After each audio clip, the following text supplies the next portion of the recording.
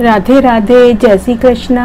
आज मैं आपको आषाढ़ मास की कृष्ण पक्ष की योगिनी एकादशी का महत्व, शुभ मुहूर्त, पूजन विधि, व्रत का पारण समय और व्रत की एक पौराणिक कथा सुनाने जा रही हूँ। योगिनी एकादशी का व्रत करने से मनुष्य की सभी मनोकामनाओं की पूर्ति होती है।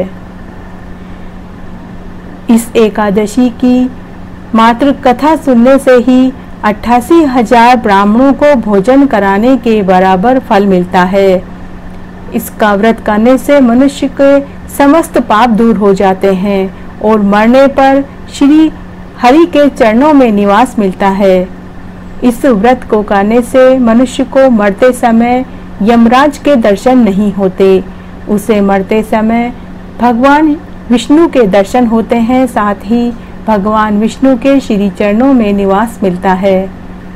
मनुष्य को पूजा आदि धर्म कार्यों में कभी भी आलस्य नहीं करना चाहिए, बल्कि मन को संयम में रखकर सदैव ईश्वर की सेवा में तत्पर रहना चाहिए। अगर मनुष्य योगिनी एकादशी का व्रत विधि विधान से करते हैं तो उसे अनेक प्रकार के पापों से मुक्ति मिलती है। अगर मनुष्य को कोई असाध्य रोग लग जाता है, जैसे चर्म रोग, कुष्ठ रोग, कोढ़ इत्यादि अगर हो जाते हैं, तो कहते हैं कि योगिनी एकादशी का व्रत पूर्ण विधि विधान से अगर कर लिया जाए तो उसे इन सब रोगों से मुक्ति मिल जाती है। साथ ही भगवान विष्णु की प्रीति प्राप्त होती है। अनजाने में अगर मनुष्य से कोई पाप हो जाए तो कहते हैं इस व्रत को करने से उस पाप से उसे मुक्ति मिल जाती है और भगवान विष्णु की कृपा से मृत्यु के बाद श्री चरणों में निवास मिलता है। यह व्रत मनुष्य को इस लोक में भोग और परलोक में मुक्ति प्रदान करता है। यह एकादशी तीनों लोकों में प्रसिद्ध है। योगिनी एकादशी 5 जुलाई सोमवार को रखी जाएगी। एकादशी का शुभ मुहूर्त। एकादशी तिथि प्रारंभ होगी 4 जुलाई 2021 को प्रातः 7:55 से और एकादशी तिथि समाप्त होगी 5 जुलाई 2021 को रात्रि 10:30 पर। इसलिए योगिनी एकादशी का व्रत 5 जुलाई को रखा जाएगा। अगले दिन 6 जुलाई मंगलवार को पारण करना है और पारण का समय रहेगा 6 जुलाई को प्रातः काल 5:29 से 8:16 तक पारण समय रहेगा। पारण करते समय इस बात का ध्यान रखना चाहिए कि द्वादशी तिथि के समापन से पूर्व ही पारण करना चाहिए। द्वादशी तिथि का समापन 6 जुलाई को देर रात 1:02 पर रहेगा। एकादशी का महत्व। योगिनी एकादशी का धार्मिक महत्व। धार्मिक मान्यता के अनुसार योगिनी एकादशी का व्रत श्रद्धा पूर्वक और विधि विधान से अगर मनुष्य कर लेता है तो उस व्यक्ति को कुष्ठ रोग या कोढ़ कभी नहीं होता, और अगर उसे कोई असाध्य रोग से अगर वह ग्रसित है तो योगिनी एकादशी का व्रत करने से उसे इस रोग से मुक्ति मिल जाती है। भूल से या अनजान में अगर मनुष्य से कोई पाप हो जाता है तो योगिनी एकादशी का व्रत करने से उसे इन सब पापों से मुक्ति मिल जाती है। पूजन विधि। एकादशी के व्रत का पालन 10वीं तिथि से ही करना चाहिए। एकादशी के दिन सुबह ब्रह्म मुहूर्त में उठकर स्नान आदि से निवृत्त होने के पश्चात मनुष्य को साफ वस्त्र धारण करने चाहिए और भगवान विष्णु की मूर्ति के सामने व्रत का संकल्प लेना चाहिए। उसके बाद घर के मंदिर की उचित साफ सफाई करनी चाहिए और एक वेदी की स्थापना करनी चाहिए। वेदी को सप्तधान के ऊपर स्थापित करें। सप्तधान में उड़द, मूंग, गेहूं, चना, जौ, चावल और बाजरा लेवें। वेदी के ऊपर एक कलश की स्थापना करें और कलश को आम या अशोक के 5 पत्तों से सुसज्जित करें और वेदी के ऊपर भगवान विष्णु की मूर्ति स्थापित करें। भगवान विष्णु को पीले फूलों से सजावें, ऋतु पर चढ़ावें, पंचामृत चढ़ाएं, पंचामृत से अभिषेक करें और तुलसी दल समर्पित करें। धूप दीप नैवेद्य चढ़ावें, घी का दीपक जलावें। घी का अखंड दीपक जलावें, अगरबत्ती करें, भगवान विष्णु की आरती करें और भगवान विष्णु को मावे की मिठाई और फलाहार समर्पित करें। रात्रि जागरण करें, जमीन पर सोवें, ब्रह्मचर्य का पालन करें, भजन कीर्तन में समय व्यतीत करें। हो सके तो ओम नमो भगवते वासुदेवाय के मंत्र का जाप करते रहें। ज्यादा से ज्यादा समय व्रत वाले दिन मौन रहें।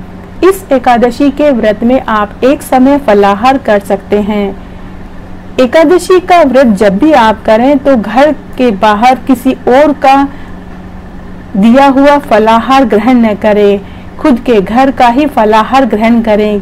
अगर आप एकादशी का व्रत करते हैं तो आप अपने घर का भोजन ही ग्रहण करें, किसी दूसरे के घर का भोजन, अन्न, जल ग्रहण नहीं करना चाहिए। कहते हैं अगर आप अपने घर का अन्न जल ग्रहण नहीं करते हैं, व्रत वाले दिन आप बाहर किसी और के घर व्रत को खोलते हैं तो आपके किए हुए व्रत का फल जिसके यहाँ आपने चाय, पानी, अन्न, जल ग्रहण किया है उसको लग जाता है।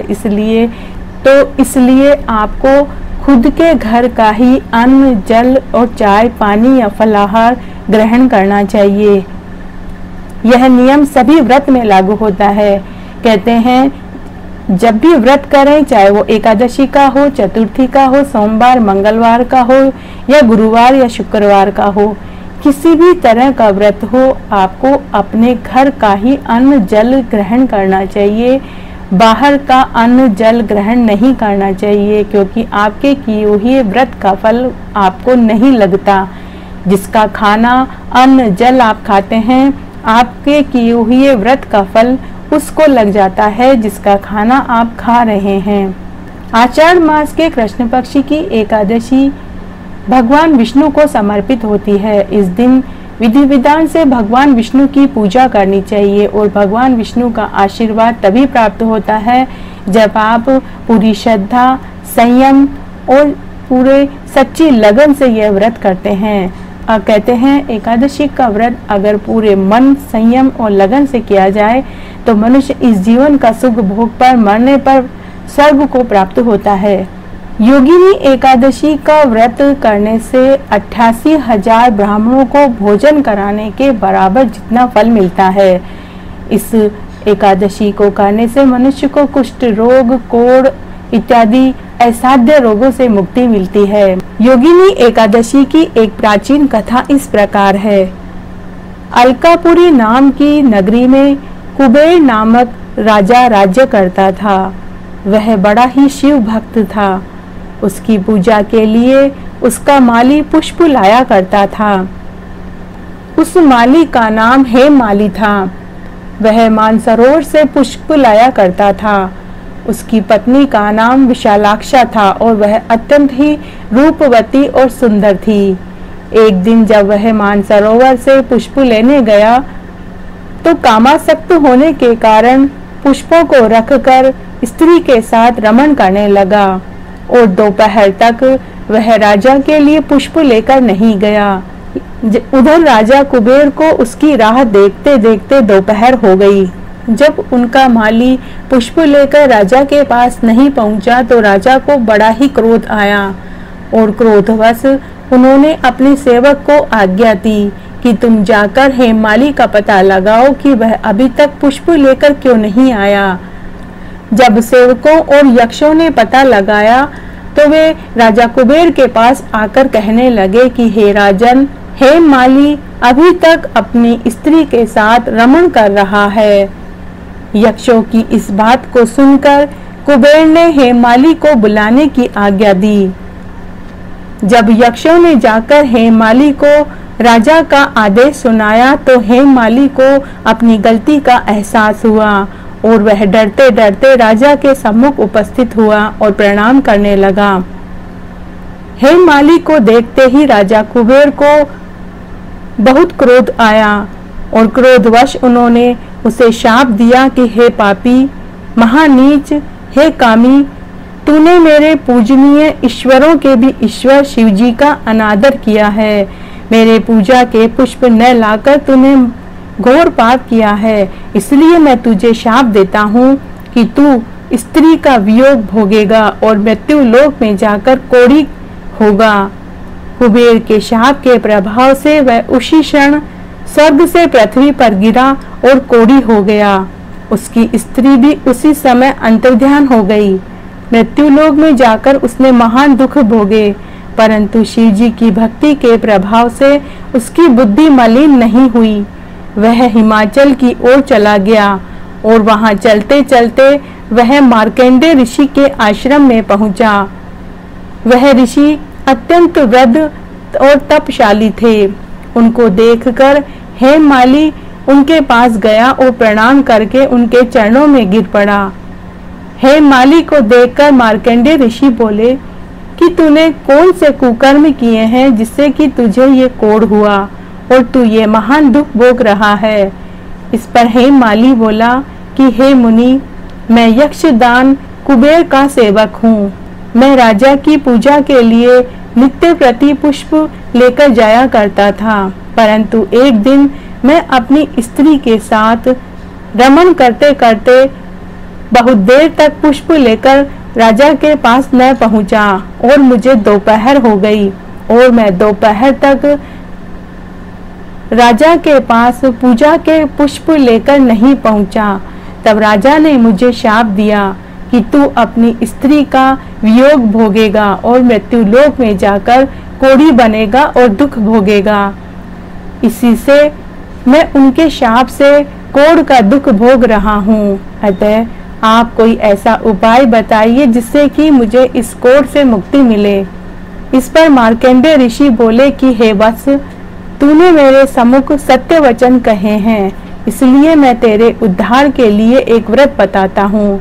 यदि तू आषाढ़ माह के कृष्ण पक्ष की योगिनी एकादशी का व्रत पूरे विधि विधान से करेगा तो तेरे सभी पाप नष्ट हो जाएंगे और तू इस कोढ़ से भी मुक्त हो जाएगा। इस पर हेममाली बहुत प्रसन्न हुआ और उसने मार्कंडेय ऋषि को प्रणाम किया और व्रत की पूरी विधि पूछी। तब मार्कंडेय ऋषि ने हेममाली को योगिनी एकादशी की पूरी विधि बताई। हेममाली ने योगिनी एकादशी का व्रत किया, जिसके प्रभाव से वह अपने पुराने रूप में वापस आ गया और अपनी स्त्री के साथ विहार करने लगा। इस प्रकार आज मैंने आपको योगिनी एकादशी का महत्व, शुभ मुहूर्त, पूजन विधि, योगिनी एकादशी की एक पौराणिक कथा और व्रत का पारण समय बताया। आशा करती हूँ आपको यह जरूर पसंद आएगा। अगर आपको यह वीडियो अच्छा लगे तो इसे ज़्यादा से ज़्यादा लाइक एंड शेयर जरूर करें। धन्यवाद।